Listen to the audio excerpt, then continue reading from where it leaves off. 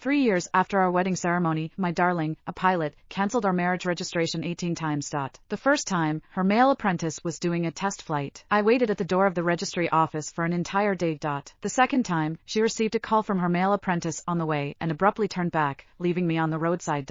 After that, whenever we made plans to register our marriage, her male apprentice would have all sorts of problems. Later, I decided to leave her. After 3 years of marriage, Meadow still hasn't officially tied the knot with me. Today marks her milestone 1000th successful flight, as well as her 17th promise to go get our marriage license together. Yet at the celebration banquet, while I was being plied with drinks by her direct supervisor, she was busy feeding her male pilot trainee and exchanging drinks with him. I endured a high fever, drinking to the point of near fainting, but she didn't even spare me a glance. Many of our company colleagues sighed and clicked their tongues, their eyes full of pity when they looked at me. Anyone with eyes could see who I was pushing through my discomfort and drinking for. But after the banquet ended, Meadow, who was supposed to go to the registry office with me, stood me up yet again. She drove the car to the restaurant entrance and held out a hand to stop me from getting. Eames drank too much on my behalf earlier. I'm going to take him home. You should grab a cab. We probably won't make it to get the marriage license this afternoon. Let's talk about it another day. After saying this, she didn't even bother to wait for my reaction. She hurriedly got out of the car and carefully helped Eames into the passenger seat. 8 years of dating, 3 years of marriage, and this is the 17th time Meadow has postponed getting our marriage license because of Eames. In the past, at times like this, I would have likely exploded in rage, shouting and arguing with her, demanding to know who exactly was her husband and who had just been covering for her, drinking on her behalf. But this time, I just smiled faintly and said, "All right, you two be careful on the road." Meadow was taken aback, a bit surprised by my calm demeanor today. But after a moment, she regained her cold composure and said, "I'll buy you a gift to make up for it when I come back tonight." With that, she drove off, making sure to roll up the window for her male apprentice before leaving, as she worried the drunken man might catch a chill from the wind. In the past, she never allowed the smell of alcohol to linger in her car. Every time I drank for her, even in the dead of winter, she'd open the convertible top, let alone just rolling up a window. Looking back now, I realize it was simply because the person in the car was me. The midday sun in Los Angeles was scorching, making everyone sweat profusely, but my heart felt inexplicably cold. I took a deep breath and put the material needed for marriage registration back in my bag. I knew it was time to let go of these 8 years of feelings as well. In the afternoon, I went straight back to the company and submitted my resignation letter to my supervisor. "Does Meadow know about your decision to resign?" My supervisor was quite surprised by my resignation. After all, I had been the airline's top-performing flight attendant for 7 consecutive years, and staying with the company would undoubtedly lead to a bright future.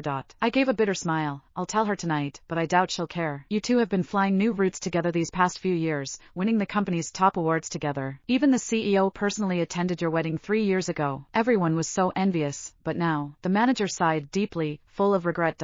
"Yes, that was indeed a beautiful memory. But memories are just memories, and we can never go back. After submitting my resignation, I returned home. It was already past 10 at night. The house was exceptionally quiet, empty of people. On my phone, a social media post from Eames popped up. He had specifically tagged me. "Thanks to my beautiful mentor for staying by my side all afternoon. As a reward, I'm taking her to Jay's concert tomorrow, looking forward to it." I knew that Meadow, who had said at noon she would be coming home, wouldn't be back.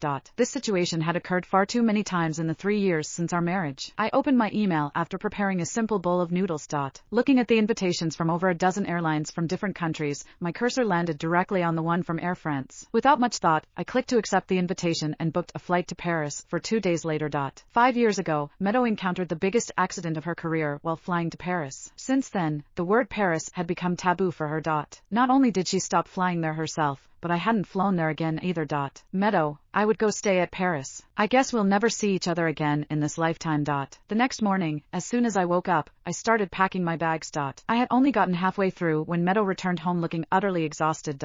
As she walked in, a strong scent of cologne wafted in with her. The smell caught me off guard for a moment. Meadow has delicate, sensitive skin and is allergic to many cosmetics. She especially hates the smell of perfume. Because of this, during all our years together, I'd get scolded even for using shampoo. So I never used any skincare products.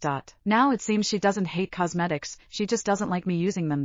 As she entered, she noticed me packing and paused briefly. "Eames took too long sobering up last night, so I got a hotel room by myself instead of coming home." I glanced up at her, somewhat surprised.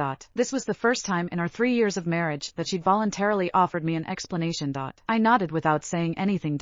She slowly walked up to me and asked, looking down, "Are you packing for a work trip?" I nodded again, something like that. Upon hearing my response, she seemed to let out a sigh of relief for some reason before continuing, "I have some things to do today. I just came back to grab something and then I'm leaving. I won't be here for lunch."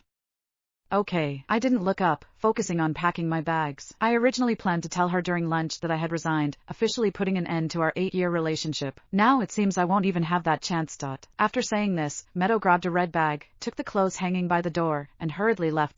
The photo frame that had hung on the doorframe for 8 years suddenly fell to the ground after she left. Glass shards scattered everywhere. I looked over. It was a photo of Meadow and me at our first concert together. In the picture, we had our hands clasped together, beaming with joy.